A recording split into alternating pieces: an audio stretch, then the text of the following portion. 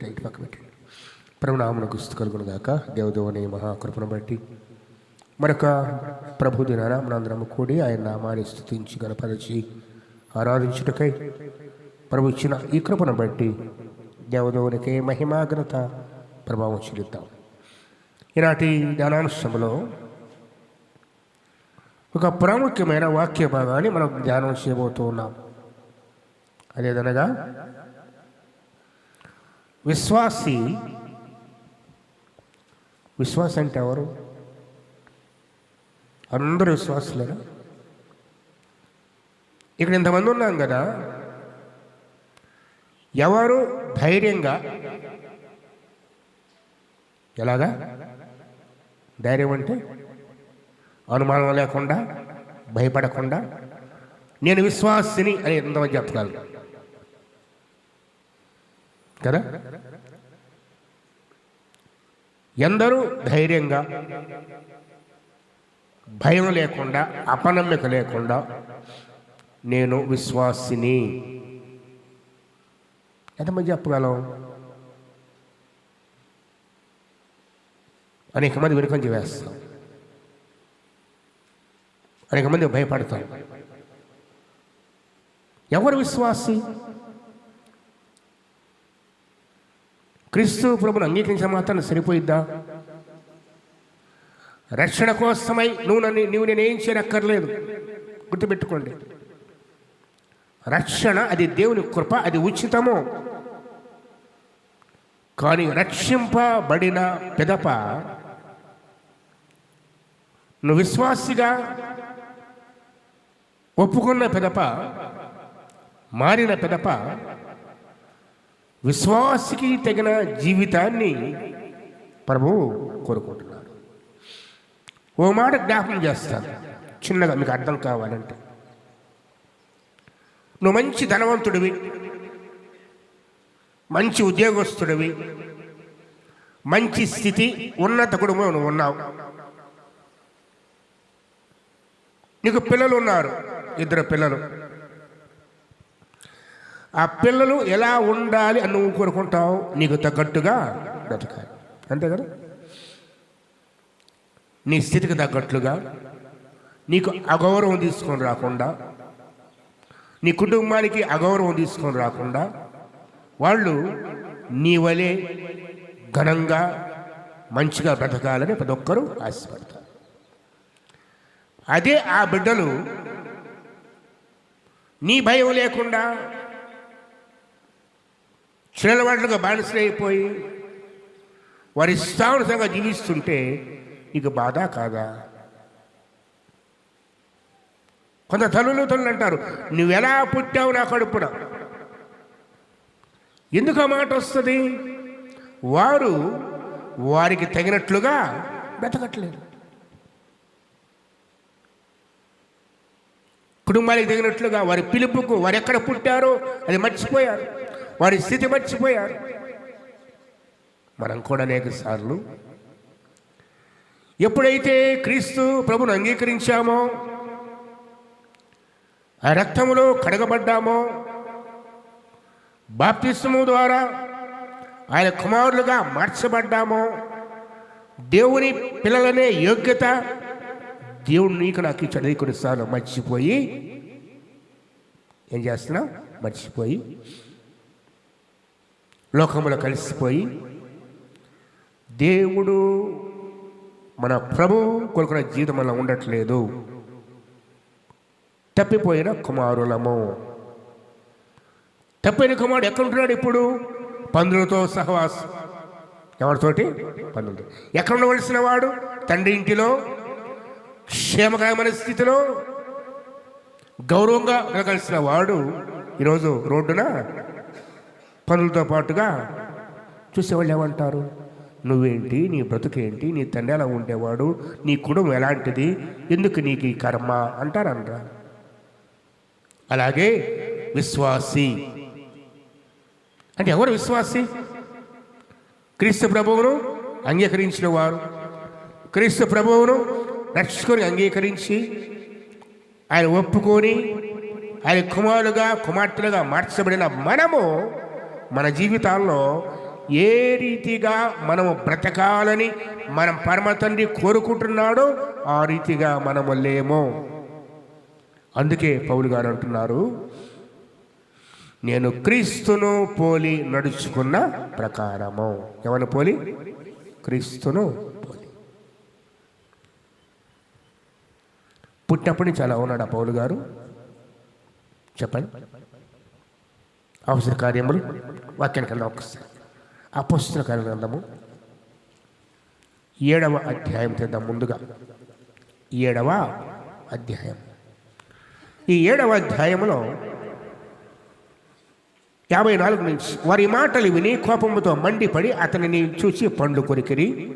అయితే ఈ సఫర్ గురించి, అతడు పరిశుద్ధాత్మతో నిండుకున్న వాడై ఆకాశం వైపు తేరి చూచి దేవుని మహిమను, యేసు దేవుని కృపాశ్రమందు నిలిచి ఉండటయు చూచి, ఆకాశము తెరవటయు మనుష్య కుమారుడు దేవుని కృపాశ్రమందు నిలిచి ఉండటయు చూచున్నానని చెప్పాను. అప్పుడు వారు పెద్ద కేకలు వేసి చెవులు మూసుకొని ఏకముగా అతని మీద పడి పట్టణపు వెలుపలికి అతని వెళ్ళగొట్టి రాళ్ళు రువి చంపిరి. సాక్షులు సౌలు అను ఒక యవ్వనుని పాదముల యొద్ద తమ వస్త్రములు పెట్టిరి. ఒక వ్యక్తికి రాళ్లతో కొట్టబడి శిక్ష వేసినప్పుడు వారు తమ పై వస్త్రము తీసి రాళ్లతో కొట్టి చంపుతారు. స్టెఫనును రాళ్లతో కొట్టడానికి రాయెత్తిన ప్రతి వాడు కూడా తమ పై వస్త్రమును సౌలు అనే ఒక యవనస్తుని పాదముల చెంత కాపలా పెట్టారు. కాపలా పెట్టారు అంటే ఒక మాట చెప్పాలంటే స్టెఫను యొక్క చావుకు సౌలు కూడా సమ్మతించెను. అంతేనా? రాయబడి చూడండి. అతడు మోకాళ్ళుని, ఎవరు? స్టెఫను, ప్రభువా వారి మీద ఈ పాపము మోపకమని గొప్ప శబ్దముతో పలికెను. ఈ మాట పలికి నిద్రించెను. సౌలు అతని చావునకు అంటే ఒప్పుకున్నాడు. కరెక్టే, ఇలా ఉండాలి, ఇలాగ చావాలి. ఎందుకు? ఏం చేశాడు స్టెఫను? క్రీస్తు ప్రభు వారి సాక్షిగా వెతికాడు, స్వార్థ ప్రకటించాడు. వారి హృదయాలు కూర్చోబడ్డాయి, తట్టుకోలేకపోయారు. రాళ్ళు కొట్టడానికి ముందుకు వచ్చారు. సౌలు దగ్గర పాదాల దగ్గర తమ పై వస్త్రాలు పెట్టారు, రాళ్ళతో కొట్టి చంపారు. అయితే చనిపోయే సమయాన సౌలు స్టెఫను చేసిన ప్రార్థన ఏంటి? ప్రభువా ఈ పాపము వారి మీద మోపకము. ఎవరి మీద? రాళ్లతో కొట్టి చంపు. ఈ స్టెఫను ఎవరు? విశ్వాసి. ఎవరి పోలి జీవిస్తున్నాడు? ఇది ఎవరి మాట? ప్రభు యొక్క మార్గం. ప్రభు కూడా అంతే కదా. తండ్రి వీరేమి చేస్తున్నారో వీరెరుగ వీరిని క్షమించు. స్టెఫను ప్రార్థన, ప్రభువా వీరి మీద ఈ పాపము మోపకము. అలాగే అంటాడు చూడండి, నా ఆత్మను చేర్చుకోమని కూడా ప్రార్థన చేస్తాడు కదా. నా ఆత్మను చేర్చుకోమని కూడా ప్రార్థన చేస్తాడు. క్రీస్తును పోలిన జీవితము. నిజమైన విశ్వాసి క్రీస్తు ప్రభువును వెంబడించేవాడు. ఆయన జీవితాన్ని గుర్తెరిగి, ఆయన జీవితాన్ని ధ్యానించి, ఆయనను వ్యక్తిగతంగా గుర్తెరిగి ఆయనను వెంబడించే జీవితము విశ్వాస యొక్క జీవితం. తర్వాత సౌలు జీవితం ఎలా మార్చబడింది? 8వ అధ్యాయానికి వచ్చేసరికి 8వ అధ్యాయంలో, ఆ కాలమందు యెరూషలేములోని సంఘమునకు గొప్ప హింస కలిగినందున అపొస్తలులు తప్ప అందరూ యోదయ సమరయ దేశం చెదిరిపోయి భక్తిగల మనుష్యులు స్టెఫను సమాధి చేసి అతని గొర్రె గూర్చి బహుగా ప్రలాపించింది. మళ్ళీ ఇక్కడ సౌలు అయితే, ఎవరి సౌలు? ఎవరి పాదముల యొద్ద వీరి పైవస్త్రం పెట్టారో, ఎవరైతే స్టెఫను చావుకు సమ్మతించాడో, ఈ సౌలైతే ఇంటింటా జొచ్చి పురుషులను స్త్రీలను ఈడ్చుకొని పోయి చెరసాలలో వేయించి సంఘమును పాడు చేయుచుండెను. ఎవరిని? సంఘం అంటే ఏంటి? సంఘం అంటే ఏంటి? క్రీస్తు ప్రభువారి శరీరం. నీది కాదు, నాది కాదు. ఎవరి శరీరము? శిరస్సు ఆయన, సంఘము ఆయన దేహము, ఆయన శరీరము. అందుకే 9వ అధ్యాయములో దమస్క మార్గములో సౌలును సంధించిన ప్రభు అడుగుతాడు, సౌలా సౌలా నీవేళ నన్ను హింసిస్తున్నావు. తన సంఘాన్ని, తన శరీరాన్ని హింసించాడు కాబట్టి కదా.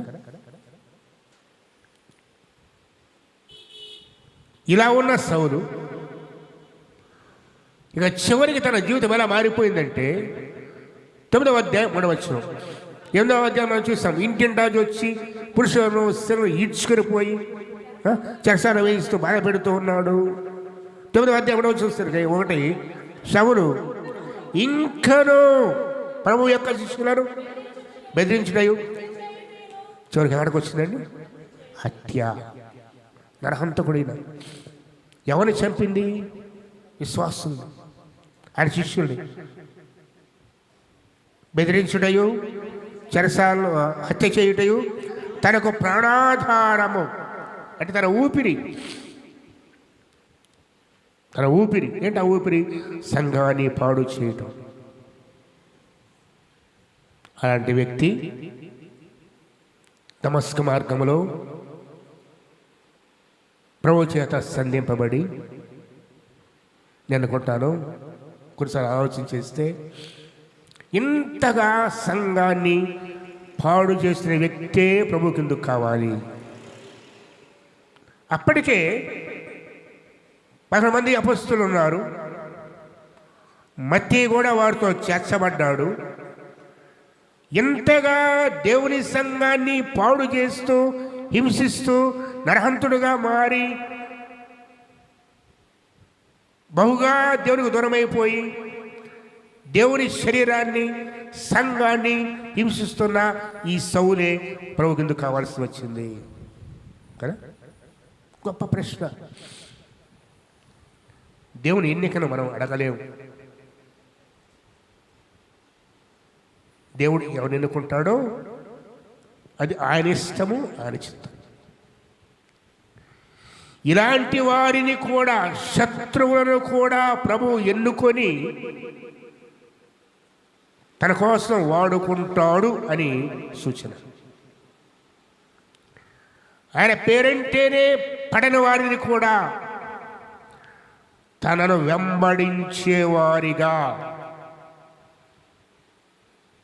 క్రీస్తును పోలి నడుచుకునేవారిగా ఒక మాదిరిగా ఉంచడానికి, మనకు ఆత్మీయత చెప్పాలంటే బహుతేటగా దేవునికి దురస్థమైన నీవు నేను కూడా ఎంతగా పతనమైనా, ఎంతగా దేవునికి దూరమైనా సరే, కృపగల దేవుడు నిలబెట్టి నిన్ను నన్ను కూడా సౌలు వలె వాడుకుంటాడు అనే దానికి సాదృశ్యం. ఎంత ఘోర పాపనైనా క్షమించి, కనికరించి తన కోసం వాడుకుంటాడు అన్న దానికే సాదృశ్యము సౌలు గారి జీవితం. సరే, మారిన తర్వాత ఇతని జీవితం ఏమైంది?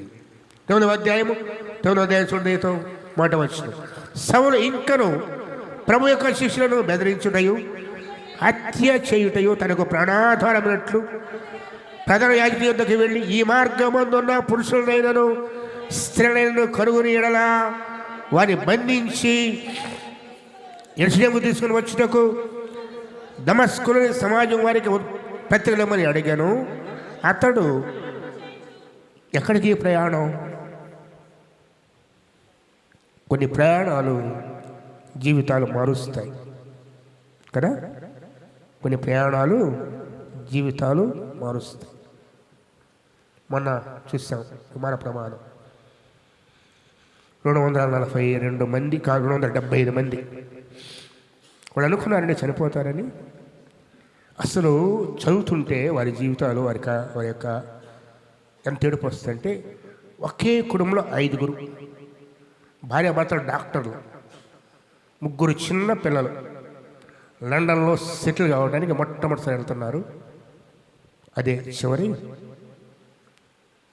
ఒక ఆయన లండన్ నుంచి భార్య కోరిక మేరకు, భార్య చనిపోయింది, 2-3 వారాలు అయింది. భార్య అడిగింది, నా అస్థికలు గంగలో కలపాలని.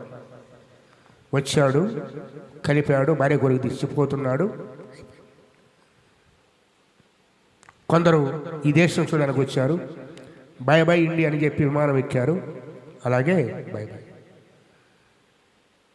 ఒక్కొక్కరు ఒక్కొక్క కథ చూస్తే ఆ ప్రయాణం ఏమైంది, ఎలా ముగిసింది వారి ప్రయాణం. వారు అనుకున్నారా ఈ రోజుతో మా జీవితం చివరి, ఈ ప్రయాణమే మా జీవితంలో చివరి ప్రయాణమో ఎవ్వరు కలగనలేదు. కనీసం కొన్ని ప్రయాణాల జీవితాలు మారుస్తాయి. ఈ దమస్కు ప్రయాణము సౌలు జీవితాన్ని మార్చేస్తుంది పూర్తిగా. ఎటువంటి వాడిని ఎలా చేస్తుందో తెలుసా? దమస్కులోని వారి సమాజం వారికి పత్రికలు తీసుకొని వాళ్ళ బంధించి తీసుకురావడానికి, యేసును తీసుకొచ్చి శిక్షించడానికి బయలుదేరితే, తన శరీరాన్ని హింసిస్తున్న సౌలును కనిపెట్టి చూస్తున్న దేవుడు, ఇన్నాళ్ళు ఓడ్చుకున్న దేవుడు ఆ ప్రయాణంలో ఒక మలుపు తిప్పాడు. ఏంట మలుపు చూద్దాం. వాక్యం రాయబడి చూడదేతో, అతడు ప్రయాణము చేయొచ్చు. దమస్కు దగ్గరకు వచ్చినప్పుడు అకస్మాత్తుగా ఆకాశం నుండి ఒక వెలుగు, ఒక మాట చెప్పాలంటే దేవుడే, ప్రభువే దిగొచ్చాడు. దూత కాదు, ఎవరు? ప్రభువే. వెలుగంటే ఎవరు? ప్రభువే. ఎవరినో పంపలా, సౌలు కోసం ఆయనే వచ్చాడు. ఎవరైనా? ప్రభు అయినా యేసుక్రీస్తు. వెలుగు అంటే ఆయనే కదా, మాట్లాడేది కూడా ఆయనే. నన్నెందుకు హింసిస్తున్నావు? ఎవరో మాట అంది? ప్రభువేగా. దోత అనుకోండి, నువ్వెందుకు యేసుక్రీస్తు హింసిస్తున్నావు అని. ఇంకోరు అనుకోండి, నువ్వెందుకు సంఘాన్ని హింసిస్తున్నావు అనేవాడు. కానీ ఏమన్నాడు తెలుసా? చూడలేదు. అతని చుట్టూ వెలుగు ప్రకాశించింది అకస్మాత్తుగా. అప్పుడు అతడు నేల మీద పడి, సౌలా సౌలా నీవేళ నన్ను హింసిస్తున్నావు ఒక స్వరము పలుకుట వినెనో. ఎవడెక్కడ? ప్రభు. నేనేం చేశాను? నన్నెందుకు హింసిస్తున్నావు? అర్థం కాలేదు సౌలుకి. తనకు తెలిసి విశ్వాసులు హింసించాడు, క్రైస్తవుల బాధ పెట్టాడు, శ్రమ పెట్టాడు, చంపాడు. ఈ వెలుగేంటి? నేను ఎప్పుడు చూడలేదు నా జీవితంలో. సౌలు గారి జీవితాన్ని చూస్తే పరిసయ్యుడు, బహుధనవంతుడు, యెరూషలేములో పేరున్నవాడు, సన్నిధిన సభ సభ్యుడు. అంతేకాదు గమలీయేలు పాదముల యొద్ద ధర్మశాస్త్రమంతా చదివినవాడు, బహు చక్కగా ధర్మశాస్త్రాన్ని తెలుసుకున్నవాడు. తర్కాలు ఆయన మించిన వాళ్ళు డిబేట్ చేయాలంటే ఆయనే, ధర్మశాస్త్రాన్ని సపోర్ట్ చేయాలంటే అలాంటి వ్యక్తికి ప్రభువు కావాలి. అందుకే పట్టుకున్నాడు. ఆయన పత్రికలు చదివితే ఆయన జ్ఞానమంతా కనపడింది. అటువంటి వ్యక్తిని ఎంతగా వాడుకున్నాడంటే ఏ శిష్యులు కూడా ప్రభు వాడుకునేది అంతగా. బైబిల్లో రాయబడ్డ 14 గ్రంథాలు ఈయన ద్వారానే రాయబడ్డాయి. ఎవరైనా? ఈ సౌలు 14 పుస్తకాలు రాయడానికి ప్రభు ఒకరోజు చూపాడు. ఎవరి కృప. ఎటువంటి వారికి? తను హింసిస్తూ తన సంఘాన్ని పాడు చేస్తున్న వ్యక్తిని పట్టుకుంటే, ప్రభు దర్శనమిస్తే, ప్రభు పిలుచుకుంటే, ఆ పిలుపుకు లోబడి తన జీవితాన్ని పూర్తిగా మార్చుకున్నాడు. కొంచెం కొంచెం కాదమ్మా, నెలకు ఒక మార్పు కాదు, సంవత్సరానికి ఒక మార్పు కాదు, 10 ఏళ్ళకు ఒక మార్పు కాదు, దెబ్బలు తగిలితే మార్చుకోవడం కాదు. క్రీస్తు ప్రభువారు ప్రత్యక్షమై తను పిలిచిన తరువాత ఆ మాటకు విధేయుడై ఆ నాటితో తన జీవితమే పూర్తిగా మార్చబడింది. చూడండి, వాక్యం రాయబడింది చూడండి. నీతో 4వ వచనం, అతడు నేల మీద పడి సౌలా సౌలా. ఈ పేరు దేవుడికి తెలుసు కదా. ప్రభు ఒకరిని పిలవాలి అంటే నేను నన్ను పేరు పెట్టి పిలుస్తాడు కదా. ఎవరు చెప్పాలంటే నీకు నాకే చెప్తాడు. అంటున్నాడు, సౌలా సౌలా నీవెల నన్ను హింసిస్తున్నావని ఒక స్వరం వినపడింది. అది సౌలు ఏమన్నాడు? ప్రభువా ప్రభువా. ఎన్నడూ కలిగిన దర్శనం ఇది. ఆ వెలుగు, ఆ ప్రకాశము ధర్మశాస్త్రం తెలుసు కదా బాగా. దేవుడు ఎలా సంధిస్తాడో తెలుసు కదా. దేవుడు ఎలా కనపడతాడో తెలుసు కదా సౌలుకు బాగా. ఏలియా దర్శనమిచ్చాడో తెలుసు కదా. ఏలియా సంధించాడో తెలుసు కదా. మోషేతో ఎలా మాట్లాడాడో తెలుసు కదా. అందుకు వెంటనే ప్రభువా నీవెవడవు, ప్రభువా నీవెవడవు. ఆయన నేను నీవు హింసించున్న యేసును. ఎవరంట? యేసు. ఏ యేసు? ఏ యేసు? ఒకవేళ ఈరోజు ప్రభు అని పిలుస్తూ అంటాడేమో, నేను నీ విడిచిపెట్టిన యేసును, నేను నువ్వు మర్చిపోయిన యేసును, నేను నువ్వు దూరమైన యేసును.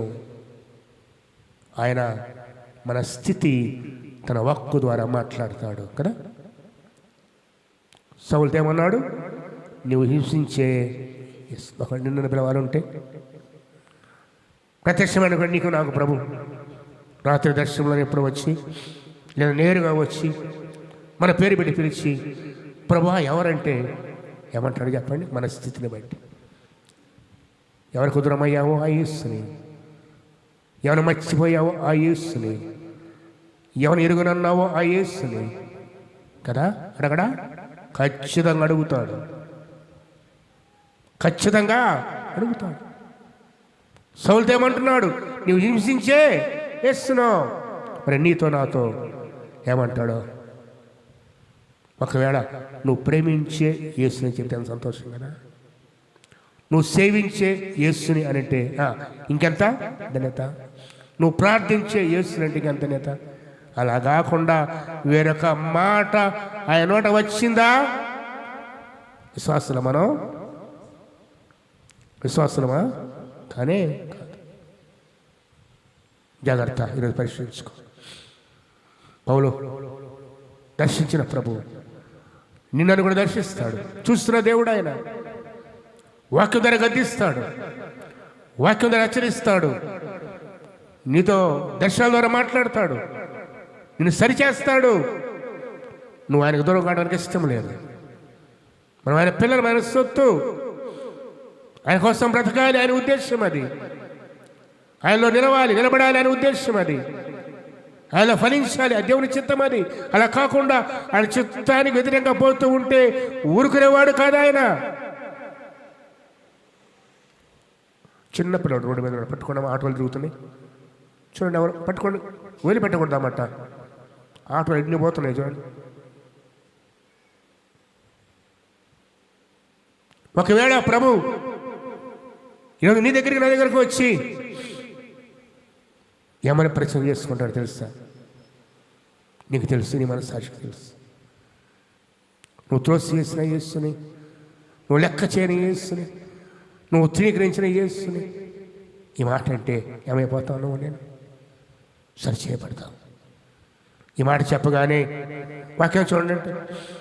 అంతేకాదు, లేచి పట్టలోనికి వెళ్ళము, అక్కడ నీవు ఏమి చేయాలి అది నీకు ఎవరు చెప్తే చేయాలమ్మా? మనం ఏం చేయాలి? ఎవరు చెప్తారు? ప్రభు చెప్తాడు. మన ఉద్దేశాలు కాదు, మన ఆలోచన కాదు. ఆయన మనం పిలిచిన తరువాత మనం ఏం చేయాలో కూడా ఆయనే తెలియజేస్తాడు. వెళ్ళాడు, గుడివాడైపోయాడు. అతను ప్రయాణం చేస్తే మనుషులు ఆ స్వరం విన్నారు కానీ ఏం కనపడలేదు. వాళ్ళకి మూల నిలబడ్డారు. న్యాయమంచి లేచాడు, కన్నులు తెరచినా ఏమీ చూడలేకపోయాడు. కన్నులు తెరచినా ఏమీ చూడలేక. ఎందుకు? దేవుడు ఇప్పుడు ఖండన ముట్టాలి. ఏ ఖండన? లోకాన్ని చూచి,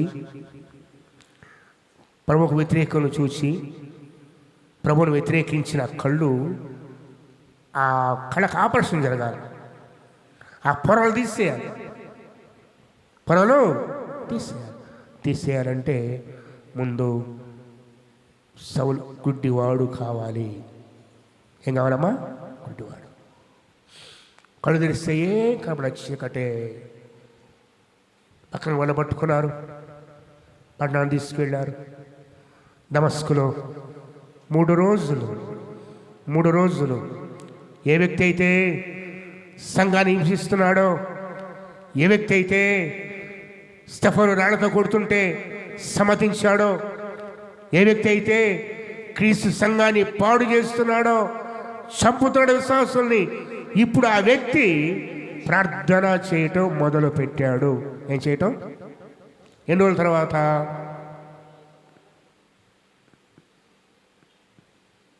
చెప్పండి, ఎన్ని రోజుల తర్వాత? ప్రభువు కనిపించిన మరుక్షణం నుంచి జీవితం మారిపోయింది. మనం అనుకుంటాం సంవత్సరానికి కొద్దిగా మారదాం. ఎప్పుడమ్మా? కొత్త సంవత్సరం. ఈ సంవత్సరం ఇది వదిలిపెట్టానుగా, వచ్చే సంవత్సరం ఫలానా మార్పు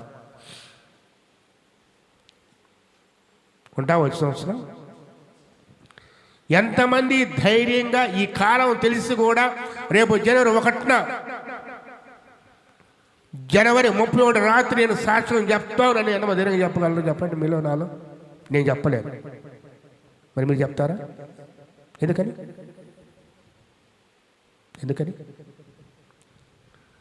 సరే, జనవరి 1 కాదు, వచ్చే ఆదివారం, మళ్ళీ తిరిగి వచ్చే ఆదివారం.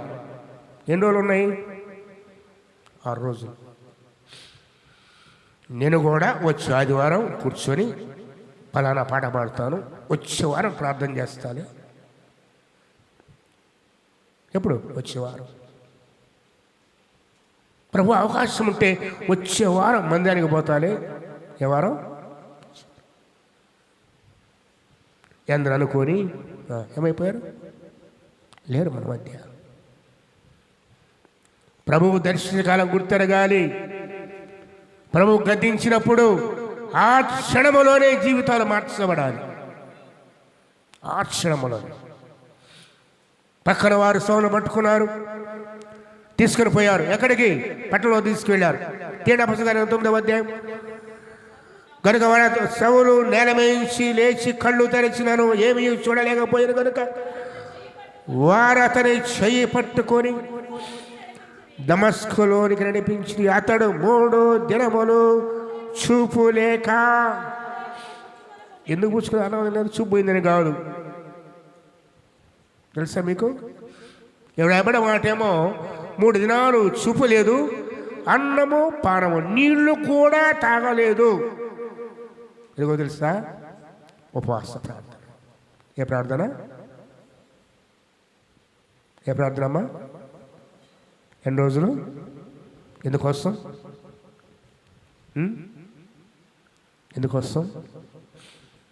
దేవుడు దర్శించాడు, ప్రభు సంధించాడు, ప్రభు మాట్లాడాడు. తనంత పాపిలో గుర్తెరిగాడు. తనెంతవరకు నడిచిన తన మార్గం అంతా ఎంత దుర్మార్గమైందో గుర్తెరిగాడు. పశ్చాత్తాపపడటం మొదలుపెట్టాడు. ఏమంటున్నాడమ్మా? ఈ మాటకు అర్థం తెలుసా? పశ్చాత్తాపన అర్థం తెలుసా మీకు? అంటే నేను చేసింది తప్పు అని తెలుసుకొని ప్రభు దగ్గర క్షమాపణ అడుక్కుంటూ, ప్రభువా ఇక నా జీవితాన్ని మార్చుకుంటాను అని తీర్మానం చేసుకుంటున్నాడు. ఎన్ని రోజులు? ఎలాంటి తీర్మానం అది? ఉపవాసం ఉండి కన్నీటితో ప్రార్థన చేస్తూ. ఈ రోజున ప్రార్థన చేశాడా? ప్రార్థించేవాడు కనపడితే చంపేవాడు. ఎవరైనా సమాజంగా కూడి ఆరాధిస్తుంటే జుట్టు పట్టుకుని బయటికి లాక్కొచ్చేవాడు. స్త్రీ అని లేదు, పురుషుని లేదు. ఎప్పుడు మారుతాయి మన జీవితాలు? ఇంకా ఏది నిజమైన మారు మనస్సు? నిజమైన పశ్చాత్తాపం ఎక్కడ ఉంది? క్రీస్తు ప్రభువారి స్వరానికి లోబడే జీవితం ఎక్కడ ఉంది? ఆయన దర్శించినప్పుడు, గతించినప్పుడు జీవితాలు మార్చుకునే అవకాశాన్ని నీకు నాకు ఇచ్చినప్పుడు పౌలు ఉపయోగించుకున్నాడమ్మా. మరి మనమా ఎన్నిసార్లు గద్దించినా లోబడకపోతే అకస్మాత్తుగా ఏమైపోతాం? అకస్మాత్తుగా ప్రభువా అంటానికి టైం కూడా ఉండదు.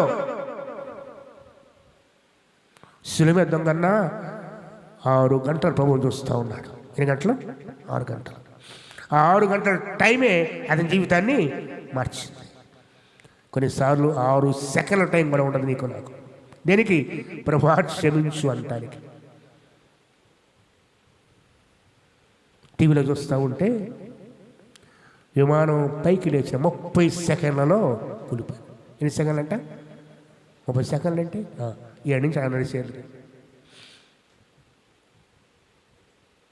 ఒకవేళ వాళ్ళకి అవకాశం ఉంటే ఆనాడు యోనాతో నావికులు అంటారే, లేక మీ దేవుడు ప్రార్థన చేసుకోండి.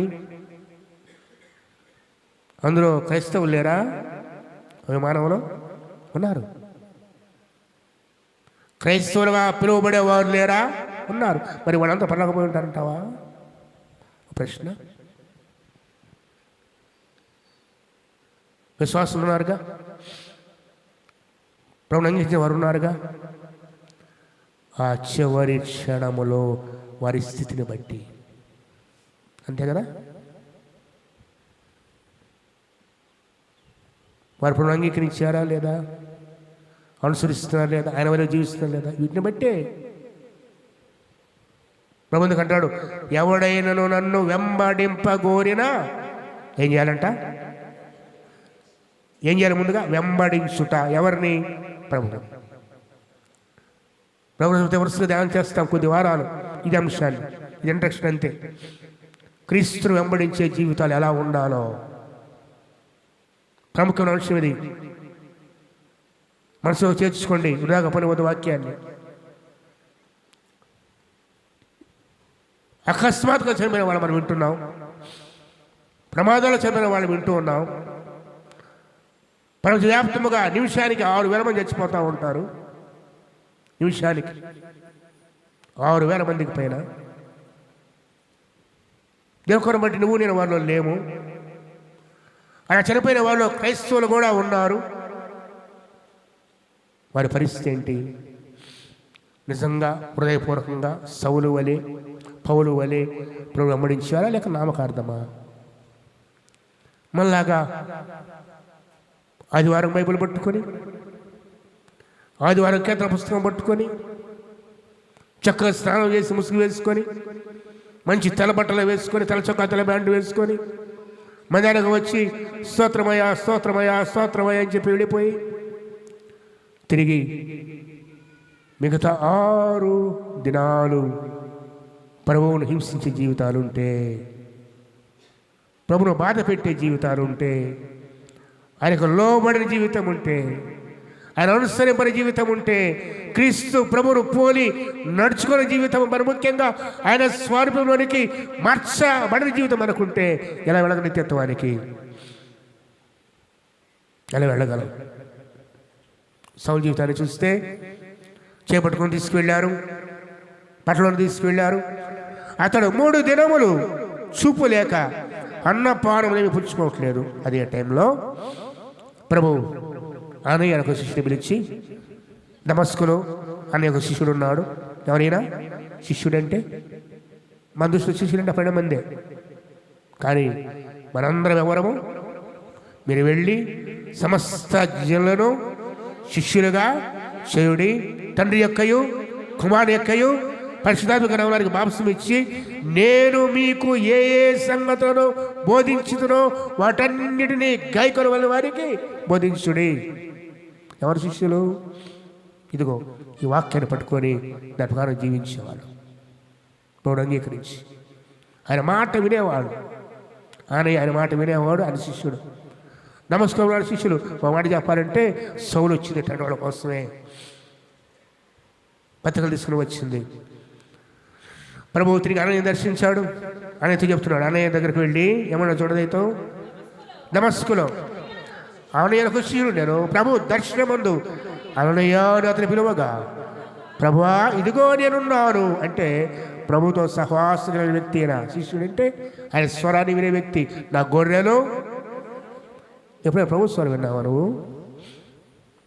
నాకు అనిపిస్తే కొన్నిసార్లు నిద్రపోయే వాళ్ళందరినీ ఈ స్తంభాలకు కూర్చోబెట్టి అప్పుడప్పుడు నేను స్విచ్ చేస్తా. ఏం స్విచ్ తెలుసా? జుల్లు అంటారు, బ్యాటరీ బాగుంటుంది కదా, ఈసారి ఆ పని చేస్తా. వచ్చే వారానికి వరుసన ఇనప స్తంభాలు వేపిస్తాడు. లేనమ్మా అది అప్పదు ఎట్ట గోడకు ఆనుకోవాలా, దానికి ఆనుకొని కూర్చోబెడతా తీసుకెళ్ళి నిద్ర పెట్టుకుంటే ఇక్కడ స్విచ్ అట్లా నొక్కితే చాలు జిల్ అంటుంది బ్యాటరీ. దెబ్బకేమైంది ఇప్పుడు చదువుకుంటా అడగకుండా వాక్యం అడగలేకుండా నిద్రపోకండమ్మా, దండం పెడతాను మీకు. కొంచెం మనసాక్షి లేదా? ఓ మాట చెప్తాను, మీరు తప్పు అనుకోవద్దు. సేవగా చెప్తాను, నిద్ర వస్తే నీళ్ళు పండుకో, దేవుడు ఏమన్నా తెలుసా, క్షమిస్తుంది. నీ శరీరం బాగా తెలుసు కాబట్టి ప్రభు అన్నాడు ఆత్మసిద్ధం కానీ శరీరం కానీ ఎడ కూర్చొని నిద్రపోయామంటే వేస్తాడు. ఎట్లా తట్టుకోలేవు, అర్థమైందా? ఆయన దెబ్బ కొడితే ఎవడలగా నువ్వు రాకపోయినా నష్టం లేదు. నువ్వు ఇంటికాడ పండుకున్నా వదిలేస్తాడు. సన్న కూర్చొని ముసి వేసుకుని నిద్రపోతుంటే ఏం చేస్తారంటావు? ఒకే ఒక దెబ్బ కోరుకోలేవు. జాగ్రత్త, భయపెట్టం కాదు, సేవను చెప్తున్నాను అనుభవంతో. ఆయన దెబ్బ కొడితే ఎవడు ఆపలేరు, ఏ సేవడు ఏం చేయడు, గుర్తుపెట్టుకోండి. జాగ్రత్త. అన్న యొక్క శిష్యుడు ఉన్నాడు. ప్రభు దర్శన దగ్గర వచ్చి అన్నయ్యని పిలిస్తే చిత్తం ప్రభు అన్నాడు. ఎలా అన్నాడు చిత్తం ప్రభు అని? అతడు దేవుని స్వరాన్ని ఎరిగిన వ్యక్తి. ఎవరి స్వరాన్ని? దేవుని స్వరం. నీకు తెలుసా దేవుని స్వరం? దేవుని స్వరం ఏదో దెయ్యం స్వరం ఏదో తెలుసా నీకు? సాతాను కూడా ఇలాగే మాట్లాడతాడమ్మా. ప్రభువులాగే వాక్యం పట్టుకొని వస్తాడు సాతాను, వాక్యంతోనే మాట్లాడతాడు. ప్రభు కాడికి ఎలా వచ్చాడు చెప్పండి అపవాది?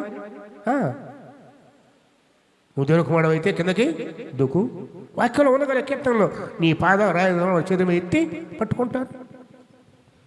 నీకన్నా నాకన్నా సాతాను వాక్యం బాగా తెలుసు. ఈ అననయ్య ప్రభు స్వరాన్ని విని చిత్తం ప్రభు ఇదిగో నేను ఉన్నాను అనగానే అందుకు ప్రభు నువ్వు లేచి తిన్ననిది అంటే స్ట్రైట్ ఆ వీధి ఎలా ఉంటుందంటే ఈ చోరు కనపడితే ఆ చోరు కనపడింది అంట దమస్కులో.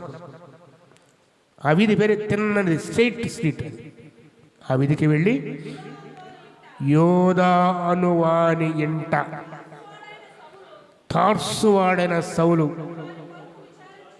ఎక్కడెక్కడ బొమ్మన్నాడు. ఒకవేళ నిన్ను నన్ను కలవటానికి ప్రభువును పంపాలంటే ఏమంటారు చెబుతాడు. ఇప్పుడు ప్రశ్న అర్థమైందా? అంటే మనం ఎక్కడున్నామో ఏం చేస్తున్నామో వాడు ఇప్పుడు మైకును కలవడానికి ప్రభువును పంపాలనుకోండి చెబుతాడు. అయ్యా నువ్వు చెరుగు పాలెంలో ఫణంలో చర్చికి వెళ్ళి ముసుగేసుకుని నిద్రపోతా మైకానికి అడిగిళ్ళి తట్టి లేపి మాట్లాడు అంటాడు. లేదా నిర్మల కాడికి వెళ్ళి మాట్లాడు అంటాడు. లేదా ఇంకెవరెవరు కనపడ్డారు ఇందాక నాకు నిద్రపోయిన వాళ్ళు ఇప్పుడు బాగున్నారు గుర్తులేదు. ఎట్లా చెబుతాడు? ఏమని? మనం ఏం చేస్తున్నామో అంతేనా? అంతేనే కాదు, వాక్యం చెప్పిన మాట అదే. నువ్వు దమస్కు పట్టణానికి వెళ్ళి ఫలానా వీధిలో ఫలానా ఇంట్లో ఫలానా వాని ఇంట్లో సౌలు కోసం చేయించు. ఇది అతడు ఏం చేస్తాడంట?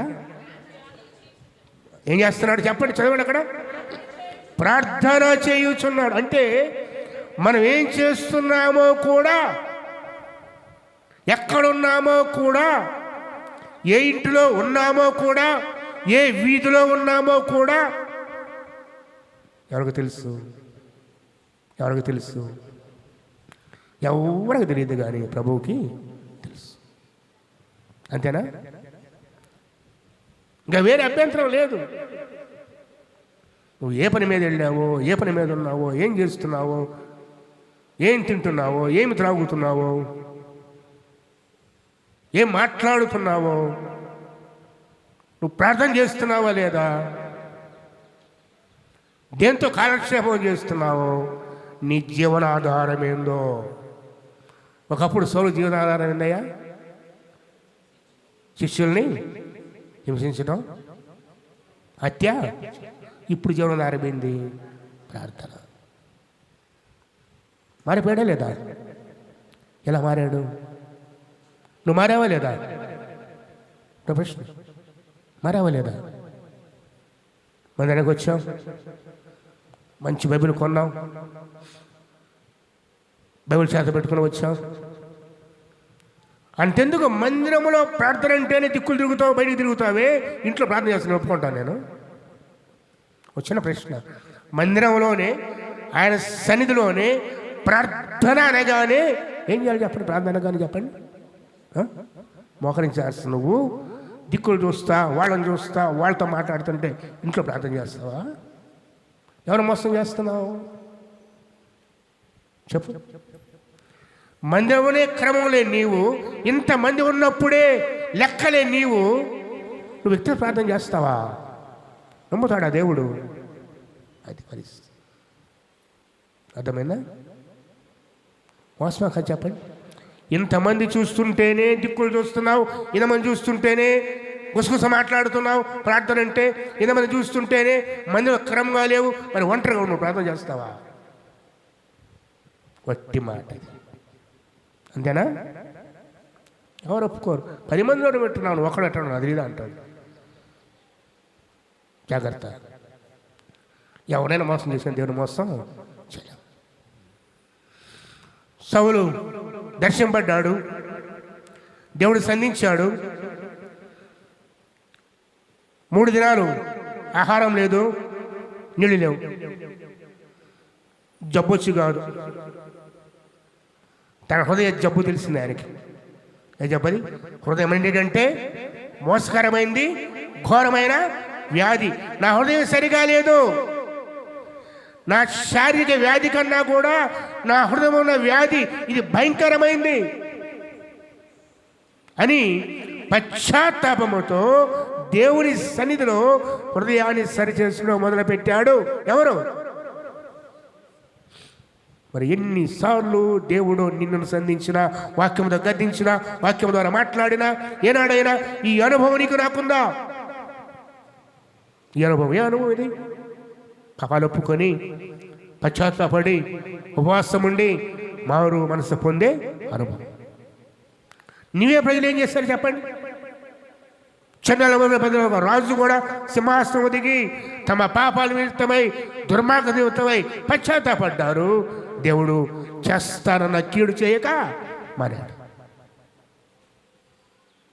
వాస్తవానికి సౌలు మరణశిక్షలో ఉన్నాడు దేవుడి చేతిలో, కానీ దేవుడు కృప చూపాడు, పిలిచాడు, లోబడ్డాడు.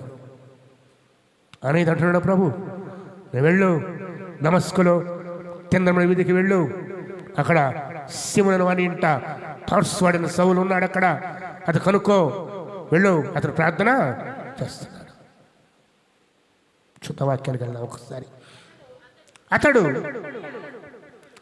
అంతేకాదు, ఇదిగో అతడు ప్రార్థన చేయించున్నాడు. వెంటనే దర్శనమమ్మ, దేవుడు ఒక దర్శనం చూపించాడు. ఏంటో తెలుసా? ఒక వ్యక్తి, అతని పేరు కూడా అననీయ ఒక మనుషుడు వచ్చి లోపలికి వచ్చి తాను దృష్టి ఇప్పుడు నాకేం లేదు, అతనికి గుడ్డివాడయ్యాడు. చెప్పాను కదా, గుడ్డివాడయ్యాడు. తన చూపు, తన నేత్రాలు తెరవబడాలంటే గుడ్డివాడు కావాలి. దేవుడు గుడ్డివాడిని చేశాడు. ఎందుకు దేవుడు గుడ్డివాడిని చేశాడు? అది అవసరమైంది సౌలుకి. ఆ గుడ్డితనము, ఆ 3 రోజుల గుడ్డితనము తన జీవితాన్ని పూర్తిగా మార్చింది. ఒక వ్యాధి, ఒక రోగము మనకు దేవుడు పెట్టాడంటే ఎందుకే? సరిచేయబట్టడానికి. ఒకడు గుడ్డివాడిగా ఉండకపోతే సౌలు స్థితి ఎలా ఉండేదేమో, అంతే కదా. లోకాన్ని చూడకుండా, ఇంకెవరిని చూడకుండా ప్రభు వైపు మాత్రమే వచ్చి ప్రార్థన చేయడానికి, కనీసం ఆహారము కూడా తీసుకోవడానికి ఇష్టము లేని మనస్సు. ఎప్పుడు అన్నవదని మనం చెప్పండి. మన ప్రియులు కోల్పోతేనో, లేదా ఒక వేద కలిగితేనో, లేదా ఘోరమైన వార్త వింటేనో, లేదా మన జీవితం సరిగా లేక ఇక ఇది బాగుపడదనుకుంటేనే కన్నీరు వస్తుంది. ఆకలి తప్పులు ఉండవు, ఆకలి వేయదు. సౌలు జీవితంలో గుడిధర్మం చేసింది, చూడలేకపోయాడు. ఎవరు వస్తాడు? చేపట్టుకొని తీసుకువచ్చారు, ఆ ఇంట్లో కూర్చోబెట్టారు. ప్రభు మాట్లాడున్నాడు, నువ్వు హింస చేస్తని చెప్పాడు. పశ్చాత్తాపములు పెట్టాడు. ప్రభు కనికరించాడు. దేవుడి చిత్తం చొప్పున అనే పంపడ్డాడు. అనేని సంధించాడు ప్రభు. లేచి వెళ్ళు, సౌలు కోసం విచారించు, ప్రార్థన చేస్తున్నాడు. అంతేకాదు దర్శనము చూస్తున్నాడు. ఎన్నో రోజున? 3వ రోజునే. ఏమో దర్శనం అది? ఎవరు వస్తారో కూడా ప్రభు బయలుపరిచాడు. అనేక మనుషులు వచ్చి చూపునట్లుగా తమ చేతులు ప్రార్థన చేయడం చూస్తున్నారు. ఎవరు చూపించారు? ప్రభువే. ఏ ప్రభు? అంతవరకు తను హింసిస్తున్నా. ఎస్, చూడు వాక్యం ఉంటుంది.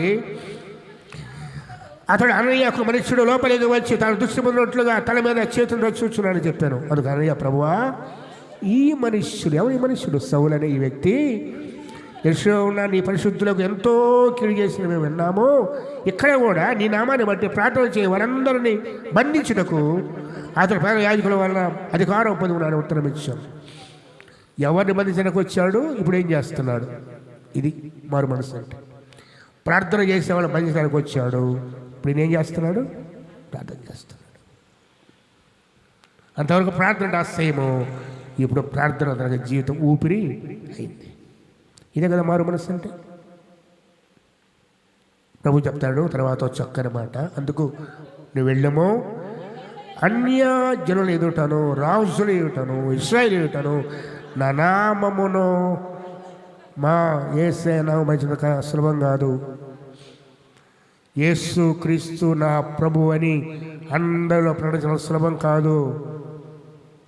ఈరోజు బాగుంది, మనకి సంతోషం, కూర్చున్నాం. ఒకప్పుడు ఈ క్రైస్తవుల యేసు అనే నామాన్ని పలికితేనే చంపిన వ్యక్తి. అలాంటి రోజులయ్యి. అలాంటి రోజుల్లో యేసు అనే నామాన్ని తను మోయటానికి ప్రభు ఎన్నుకున్నాడు.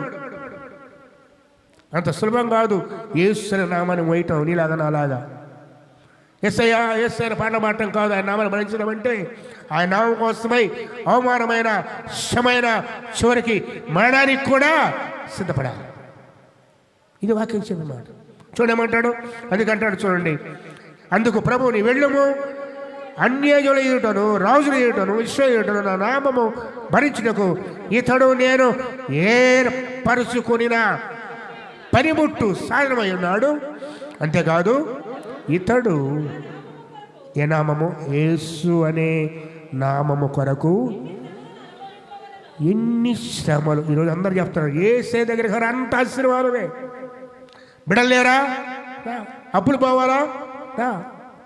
ఉద్యోగం కావాలా? ఇల్లు కట్టాలా? ఎక్కడికి? నా మందిరానికి రా. తప్పుడు బోధ. అర్థమైందా?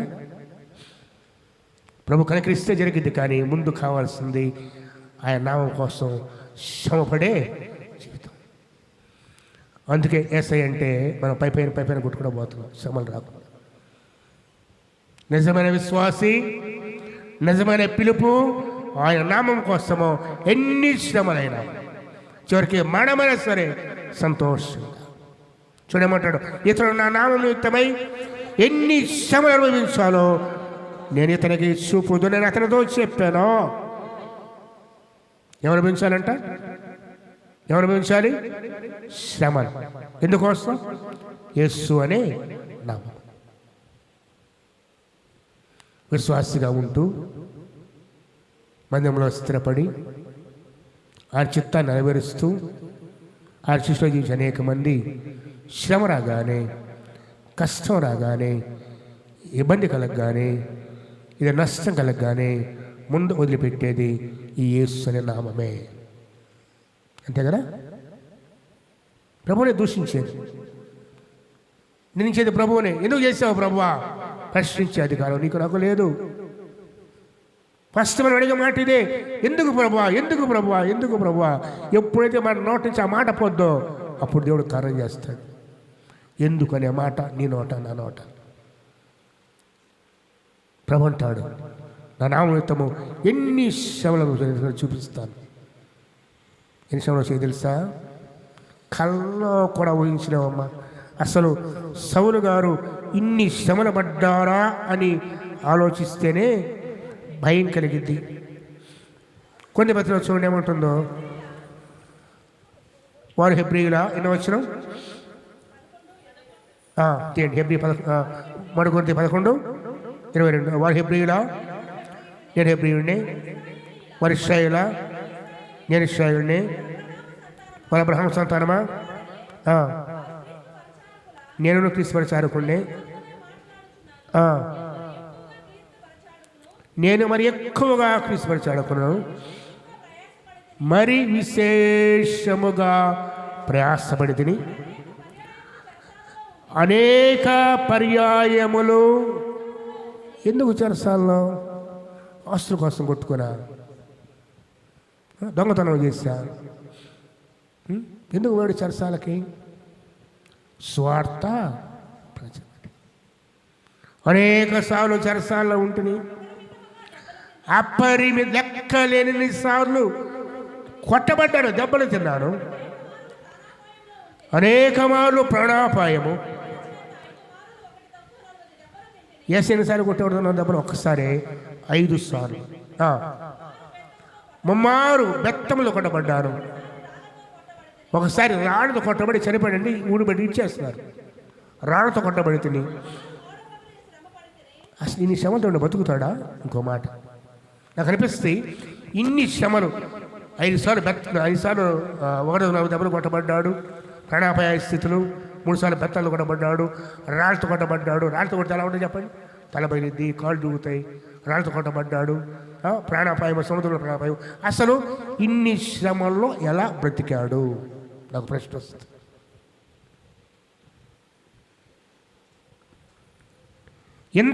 ఇన్ని అపాయాలు ఎలా బ్రతికాడు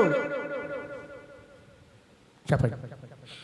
ఒక్క శ్రమ వస్తేనే నాకు చావు మేలు. ఎవరు ఏమంటాడు? అప్పుడు ఎవరు ఏమంటాడు? నేను బ్రతుకుడు కంటే చచ్చుట నేను. ఎందుకు? ఎడదెబ్బ తగిలి. ఏం తగిలింది? వడదెబ్బ. నేను కష్టం వచ్చింది ఆయనకి. పని చేసుకుని కూర్చున్నాడు. ఎలా నాశనం అయిందా పట్టణం చూద్దామని ప్రభు స్వచ్ఛత మొలిపించాడు. దేవాస్తోత్రం నాయన అన్నాడు. తెల్లారికి మన పురుగు పెట్టాడు, వాడిపోయింది, విడగలిచి కొట్టింది, సమస్యలు పోయి నేను బ్రతుకుట కంటే చచ్చుట మేలు. మరి పౌలు ఎన్నిసార్లు ఈ మాట? ఇన్ని శ్రమల్లో ఎలా బ్రతికాడు గుర్తు చేస్తున్నాను. దేవుడు వాడుకోవాలనుకుంటే, దేవుడు నిన్ను నన్ను వాడుకోవాలనుకుంటే, నిన్ను నన్ను పని చేయించుకోవాలనుకుంటే, ఇలాంటి ఎన్ని వచ్చినా ఏం చేస్తాడు? పట్టుకొని ప్రక్కన. అర్థమైందా? ఆయనకు మనతో పని ఉందంటే, నేను ఒకే మాట చెప్తా, ఆయనకు మనతో పని ఉందంటే ఎన్నొచ్చినా నడిపి. ఈ కాళ్ళు నొప్పులు ఏం చేయో, తల నొప్పులు ఏం చేయో, ఈ జబ్బులు ఏం చేయవు, నడిపిస్తూనే ఉంటాడు. ఇక చాలు అన్నాడంటే ఎవడు కాపాడనే. మన జీవమణములు ఎవరి చేతిలో ఉన్నాయి? మన జీవం మన దగ్గర కట్టబడి ఉంది, అంతే. గుర్తుపెట్టుకోవచ్చు సార్. ఈ మాట చదివితే ఒళ్ళు గగురు పొడుస్తుంది. ఇన్ని శ్రమలు ఎట్లా బతికాడు ఒక్కడు? ఎట్లా బ్రతికాడు చెప్పండి? ఎట్లా బతికాడు? ఎవరు బతికిచ్చారు? దేవుడే, పిలిచిన ప్రభువే. ఎవరా ప్రభు? ఆ దమస్కు మార్గాన సంధించి మాట్లాడి ఎన్నుకొని పిలిచిన ప్రభువే తన పని ముగిసేదాకా ప్రతి శ్రమలో చేపట్టుకొని నడిపిస్తున్నాడు. మమ్మారు బెత్తలతో కొట్టబడ్డాను, 5 మార్లు ఓడకున్న దెబ్బలు, రాళ్ళతో కొట్టబడ్డాను, ఓడ పగిలి. అసలు ఓడ పగిలితే బతికాడు 3 సార్లు, 1 సార్లు 2 సార్లు కాదు. నడి సముద్రం చుట్టూ నీరే. 3 రోజులు ఒక చెక్క పట్టుకొని బతుకుతాడమ్మా. 3 రోజులు ఆహారం లేకుండా ఓ దీవు చేరుకుంటాడు. ఓడ పగిలి. ఎవరు బ్రతికిచ్చారు? ముమ్మారు ఓడ ప్రమాదం. ఒక రాత్రి మగళ్ళు. ఏమంటే సముద్రంలో ఎంత లోతు సముద్రము. సింహాల గుహలో దానిలతో దూకున్నట్లుగా దూత ప్రక్క నిలిచి ఉంటుందంటే ఉండదా? ఆయన కోసం బ్రతికితే, ఆయన మాటకు లోబడితే, ఆయన అనుసరిస్తే, మన వాక్యం ఆయన అనుసరించు వారికి ఇవన్నీ కూడా ఆయన అనుసరిస్తే, ఆయన ప్రేమిస్తే. నాకు చెప్పానే, ఒకవేళ ప్రభువు నీకు నాకు చెప్పాలంటే ఏం చెప్తాడో గుర్తుపెట్టుకో. యోగుల గురించి ఏమంటాడు? నా సేవకుడైన యోగు సంగతి నా గురించి చెప్పాలంటే ఇదే మన సాక్ష్యం. మనుషులు చెప్పారు కాదు, మనుషులు చెప్తారు మన జీవనం చూసి. అయ్యా ఆయన భలే వాక్యం చదువుతాడు, అయ్యా ఆమె ప్రార్థన చేసిందంటే పరలోకం దిగి వచ్చినట్టే, అయ్యా ఆయన పాట పాడాడంటే అసలు పరలోకం దోతలు వచ్చి పాడతారే అంటాడు. వాడుగా చెప్పాలి సాక్ష్యం. ప్రభువు చెప్పాలి నీ గురించి నా గురించి ఈ రోజున. అదే మన నిజమైన జీవితం. అది ఆయన చెప్పాలి. ఇంకా చదువమ్మ తర్వాత అనేక పర్యాయములు ప్రయాణములలోను, నది వలన ఆపదల్లోను, దొంగల వలన ఆపదలోను, నా సొంత వారి వల్ల ఆపద, అనిజల వల్ల ఆపద, పట్టణములో ఆపద, అరణ్యములో ఆపద, కపట సోదరులు దగ్గర మోసం చేసేవాళ్ళు. వీటన్నిటి నుండి ఎవరు కాపాడారు? కారణమేంటి? నేను ప్రభువును పోలి నడుచుకున్నాను. ఇదే మూలం. దీనికి ఎంత చెప్పుకొచ్చానంటే, పౌలు అంత ధైర్యంగా మాట ఎందుకన్నాడంటే అతడు క్రీస్తును పోలి నడుచుకున్నాడు. మన వాక్యం అదే కదా, నేను క్రీస్తును పోలి నడుచుకున్నట్లు మీరు నన్ను పోలి నడుచుకోండి. ఏ శిష్యుడి మాట చెప్పలేకపోయాడండి. పేతురు కానీ యోహాను కానీ నన్ను పోలి అని ధైర్యంగా ఎవడు చెప్పలేదు. ఈయనొక్కడే. ఈ అపోస్తలుడు కూడా మన ఆఖరికి ప్రణవ ప్రత్యక్ష చూసిన యోహాను గారు కూడా నన్ను పోలి నడుచుకుని చెప్పలేకపోయాడు. కానీ పౌలు గారు చెప్పారు. అనే వెళ్ళాడు, ముగిస్తాను. అనే వెళ్ళాడు అంశకాలం తీయడంతో వచ్చే వారం ఇక వరుసకి వెళ్ళిపోతాం. ఒక అంశం క్రీస్తు బల నడవాలి. అంశకాలం 9వ అధ్యాయం. ఆనయ్య వెళ్ళాడు. ముందేమన్నాడు? ప్రభువా యెరూషలేములో నీ పరిస్థితులు ఎంతో కిడి చేస్తాడు. ఇక్కడ కూడా అదే పని మీద వచ్చాడు. ప్రార్థన చేసేవాడు పడుకోవడం. ప్రభు అంటాడు, ఇప్పుడు ఆయన ప్రార్థన చేస్తాడు, పో, నీకేం భయం లేదు. గుడ్డివాడిని కళ్ళు తీసేసా, కళ్ళకు పనులుగా అమ్మేశాను. ఎవరిని చూడలేడు నన్ను తప్ప, నా నామస్మరణ తప్ప. నా వెలుగు చూసిన తర్వాత ఇక ఈ లోకాన్ని చూడలేడు. నా వెలుగు చూసిన తర్వాత, నా ప్రేమ రుచించిన తర్వాత ఇక ఈ లోక ప్రేమలు ఎవరికి అక్కర్లేదు. అంతే కదా. ఆయన దేవుడు రుచి చూస్తే పేతురు ఏమంటాడు చూడైతే మొదటి పత్రిక, ప్రభువు దేవుడే మీరు రుచి చూసిన ఎడలా సమస్తమైన దుష్టత్వాన్ని, ద్వేషాన్ని, కపడాన్ని మానేస్తాం. ఎందుకు? ప్రభు రుచి చూసిన తర్వాత ఇదేవి మనకు రుచికి రావు. ప్రభు దేవుడని రుచి చూచిన ఎడల సమస్తమైన దుష్టత్వమును, కపటమును, వేషధారణను, అసూయను, దూషణ మాటలు మాని. ఎప్పుడు మానుతావు? నువ్వు మానలేదంటే చెప్పండి, ప్రభు రుచి చూడలేదు. వరకే ప్రభు ఎక్కడికి వచ్చావు కానీ ఆయన నీలోకి తీసుకుని, నీలో లేడు, ఆయన నీలో లేడు. అందుకే రుచి చూస్తే నువ్వు చెప్పాల అని వదిలిపెట్టేస్తావు. నీ చూపు, నీ గమ్యం, నీ గురి, నీ సర్వం ప్రభువే. ప్రభువు చూచిన, ఆయన వెలుగు చూచిన సౌలు గారు 3 దినాలు ఇకేం లేదు, గుడ్డివాడుగా ఉన్నాడు, ఆకలి తప్పులు లేవు, ఉపవాసం ఉన్నాడు, ప్రార్థన చేస్తున్నాడు. ప్రభువు చూచాడు, ఆయన పంపాడు. ఆయన వెళ్ళి ఏం చేశాడు చూడదైతో, ఆయన వెళ్ళి ఆ ఇంట ప్రవేశించి, ఏ ఇంట వీధి తిరిగి అయ్యా ఎక్కడున్నాడు అని అడిగాడా? లేదు. అడ్రస్ ఎవరు చెప్పారు?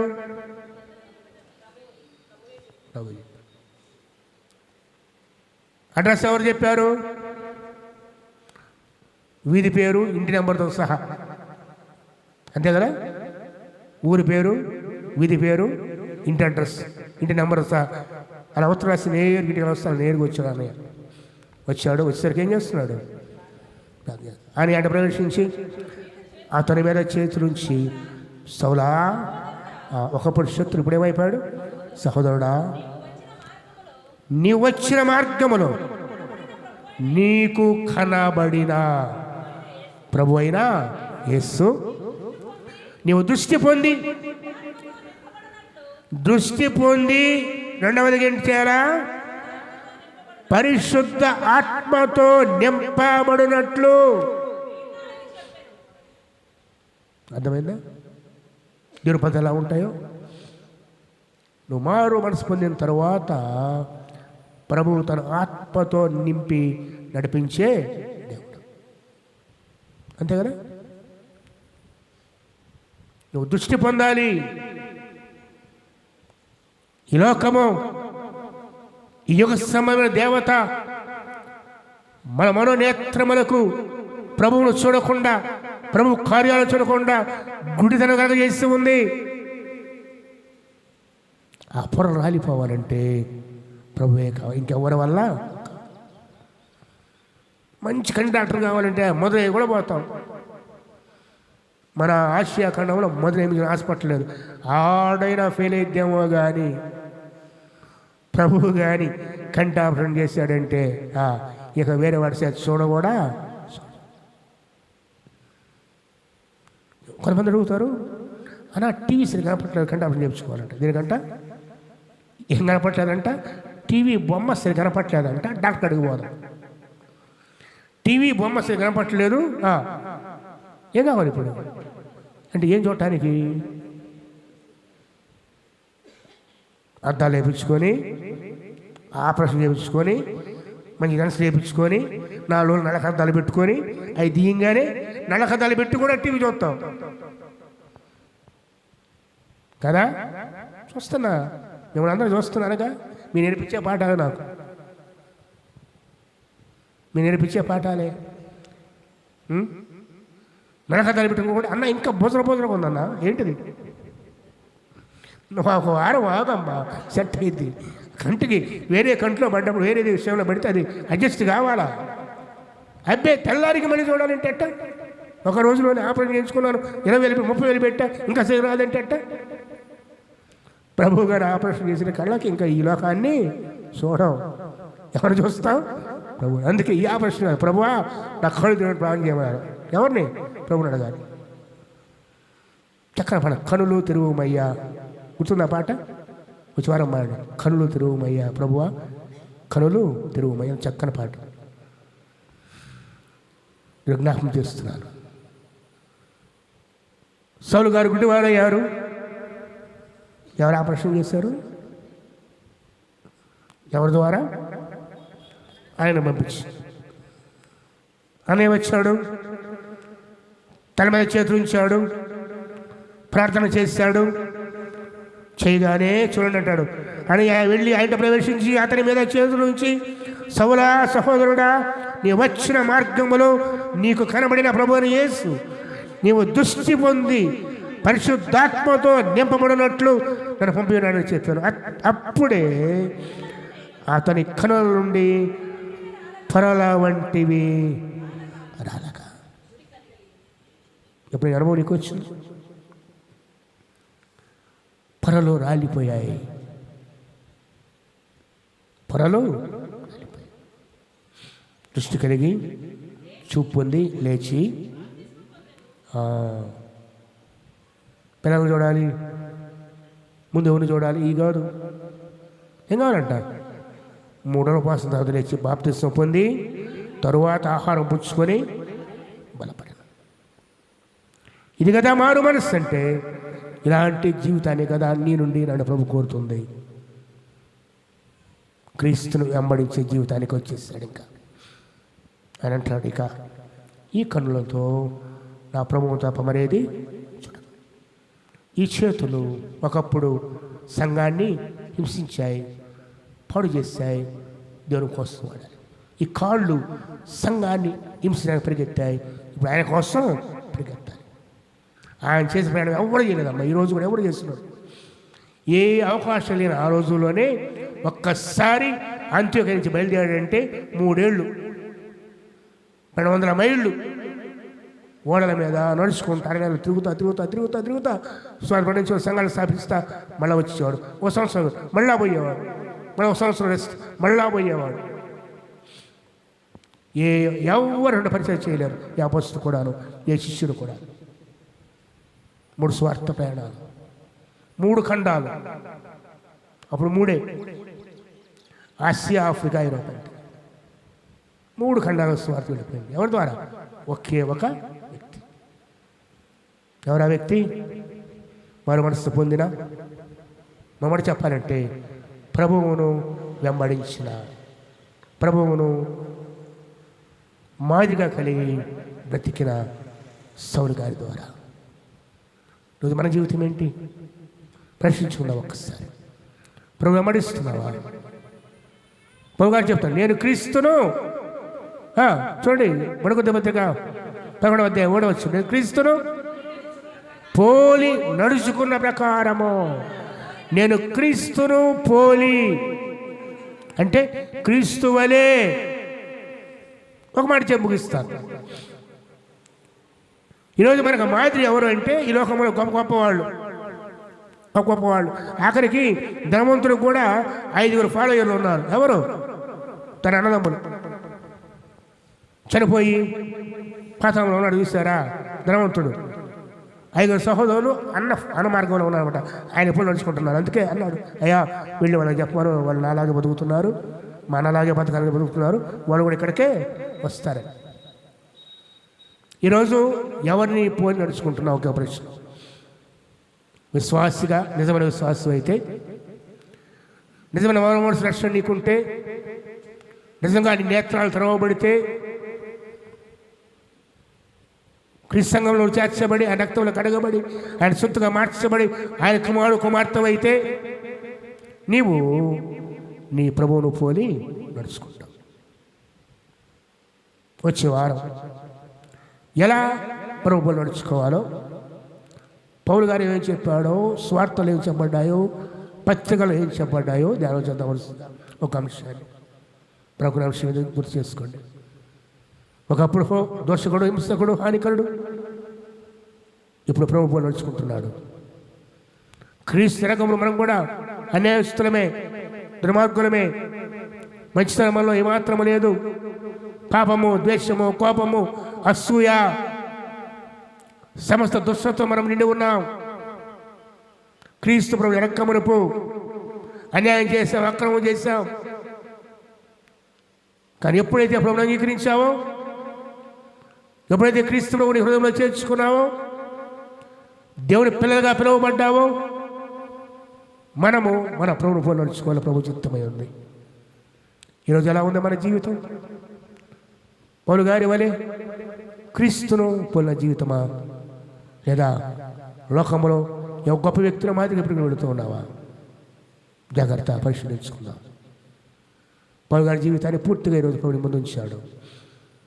ఆయన మనస్సు మారింది, జీవితం మారింది, తన ప్రవర్తన మారింది, తన గురి గమ్యం మారింది, తన జీవితం మార్చబడింది.